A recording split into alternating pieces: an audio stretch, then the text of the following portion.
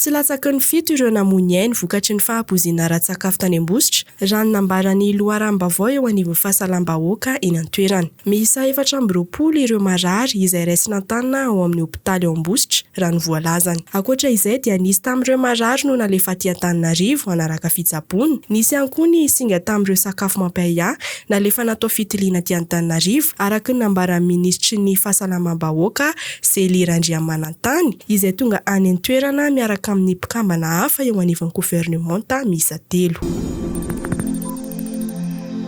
Naseho vahoaka androany teny Ivato ireo fiara FITATERAM-BAHOAKA vaovao mandeha amin'ny herinaratra sy mandeha gasoil natao hanatsaran'ny FITATERAM-BAHOAKA eto Antananarivo. Fiara novokarin'ny orinasa sy no fonton ireto bus ireto. 12 tamin'ireo fiara Naseho androany no mandeha amin'ny herinaratra araka ny nambaran'ny ministry ny fitaterana sy ny fanantarana ny toetrandro Valeriram-Monjavelo tamin'ny lahateny. Ny filohan'ny Republika Andry Rajoelina dia nanamafy kosa fa fiara miisa 800 no tonga amin'ny andiany voalohany izay teraka asa miisa 510 farafahakeliny. Mpamily miisa 3 mantso izy no hiasa amin'ny fiara iray.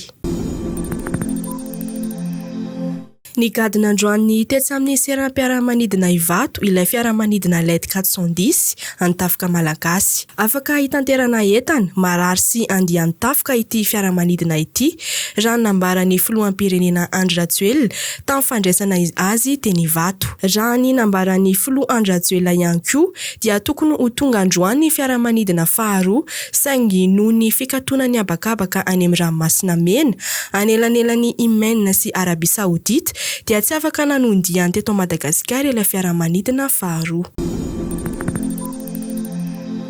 Notokanana androany ny tsangambaton'ny 15 taonan'ny niverenan'ny fahaleovantena Madagasikara sy ny joroan'ny filolohan-dahy malagasy etsy amin'ny araben'ny fahaleovantena eo Analakely no ahitana ity tsangambato ity. Kisarisary maneho fifanomezan-tanana avy amin'ny tsiraray izay maneho ny fitiavan-tanindrazana no hita amin'ity tsangambato. Tonga nitokana izany ministry ny filolohan-dahy ny Général Savelala Monja Delphin niaraka tamin'ny ministry ny délégué misahana ny gendarmerie ny Général Rakotondrazaka Andry sy ministry ny filaminam-bahoaka ny inspecteur général de police Rakotoarimanana Herilala.